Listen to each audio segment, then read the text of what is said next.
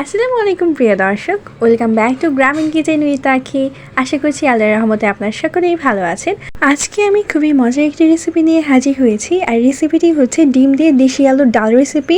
এভাবে ডিম দিয়ে ডাল রান্না করলে খেতে খুবই মজা লাগে। আশা করছি আজকের রেসিপিটি আপনারা শুরু থেকে শেষ পর্যন্ত দেখবেন।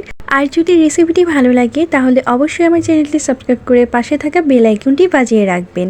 আলুর ডাল রান্না করার জন্য এখানে আমি হাফ কেজি পরিমাণ দেশি আলু নিয়েছি। এবার আলুগুলো ভালোভাবে সেদ্ধ করে নেব। সেদ্ধ করা আলুগুলো আমি ভালোভাবে খোসা ছাড়িয়ে নিয়েছি। এবার সবগুলো আলু ভালোভাবে ম্যাশ করে নেব। সবগুলো আলু ভালোভাবে ম্যাশ করা হয়ে গিয়েছে, দেখতেই পারছেন। এবার আমি রান্নায় চলে যাব। রান্নার জন্য চুলায় একটি প্যান বসিয়ে দিয়েছি, আর এতে রান্নার পর্যাপ্ত পরিমাণে সয়াবিন তেল দিয়ে দিলাম। তেল গরম হয়ে এসেছে, এ পর্যায়ে হাফ কাপ পরিমাণ পেঁয়াজ কুচি দিয়ে দিলাম। এবার পেঁয়াজটা হালকা ব্রাউন কালার করে ভেজে নেব।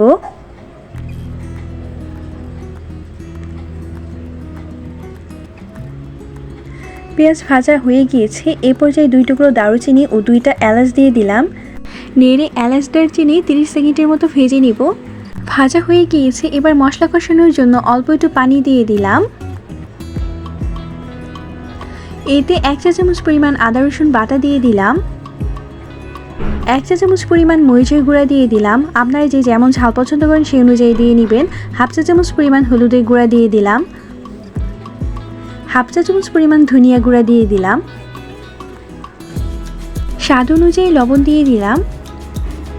সবগুলো উপকরণ দেওয়া হয়ে গিয়েছে, এবার নেড়ে চেড়ে মশলাগুলো ভালোভাবে মিশিয়ে নেব। মিশানো হয়ে গিয়েছে, এবার মশলা ভালোভাবে কষিয়ে নেব।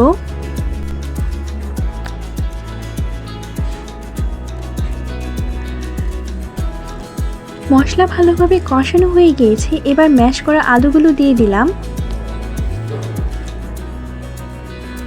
এখন মশলার সাথে আলু ভালোভাবে মিশিয়ে নেব। ভালোভাবে মিশাতে হবে যাতে সম্পূর্ণ মশলা আলুর সাথে মিশে যায়।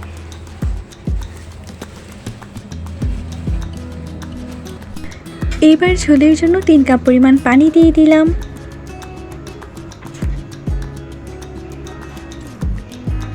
ঝোলটা হয়ে গেলে চুলার আঁচ হাই হিটে রেখে ঝোলের সাথে আলু ভালোভাবে মিশিয়ে নিতে হবে।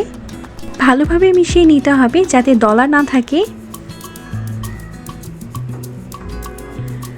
আলু মেশানোর সাথে সাথে দেখতেই পাচ্ছেন ডালটা কিন্তু ঘন হয়ে আসছে। এভাবে নাড়তে নাড়তে আলু একদম মিশে যাবে। আলু সম্পূর্ণ মিশে গিয়েছে, এই পর্যায়ে চুলার আঁচ মিডিয়ামে রেখে আরও 5 থেকে 6 মিনিটের মতো ডালটা রান্না করে নেব। ফিরে এলাম 5 থেকে 6 মিনিট পর। এ পর্যায়ে কিছু কাঁচামরিচের ফালি দিয়ে দিলাম, এতে করে এক্সট্রা ফ্লেভার আসবে। ডাল প্রায় রান্না হয়ে গিয়েছে, যেহেতু আলুর ডাল রান্না করতে তেমন বেশি সময় লাগে না, এই জন্য এখন ডালের জন্য ডিম ভেজে নেব। চুলায় পর্যাপ্ত পরিমাণে তেল গরম করে 2টা ডিমের মিশ্রণ দিয়ে দিলাম। ডিম ভাজা হয়ে গিয়েছে, এবার প্রয়োজন অনুযায়ী ডিম পিস পিস করে কেটে নেব। ডিম কাটা হয়ে গেলে ডিম উঠিয়ে রেখে ডালের জন্য ফোড়ন তৈরি করে নেব। এই জন্য আবারও পরিমাণ মতো তেল দিয়ে দিলাম। তেল গরম হয়ে আসলে এতে 2টা রসুন কুচি দিয়ে দিলাম। এবার রসুনটা ব্রাউন কালার করে ভেজে নেব।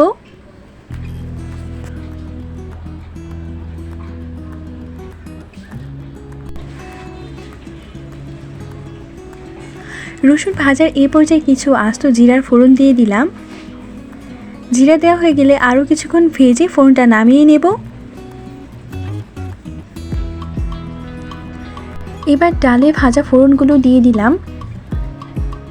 আপনারা অবশ্যই ডালে ফোড়ন দেওয়ার চেষ্টা করবেন, এতে করে ডালের স্বাদ দুর্দান্ত হবে আর খেতেও খুবই ভালো লাগবে।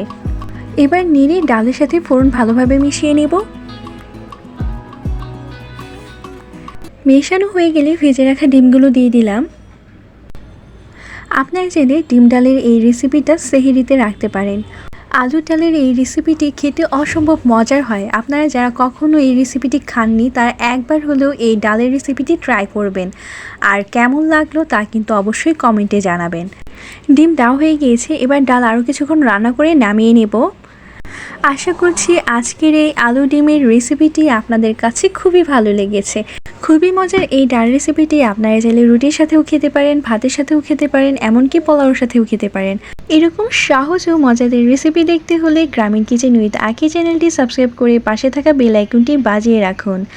আর ভিডিওটি বেশি বেশি শেয়ার করতে ভুলবেন না। আল্লাহ হাফেজ।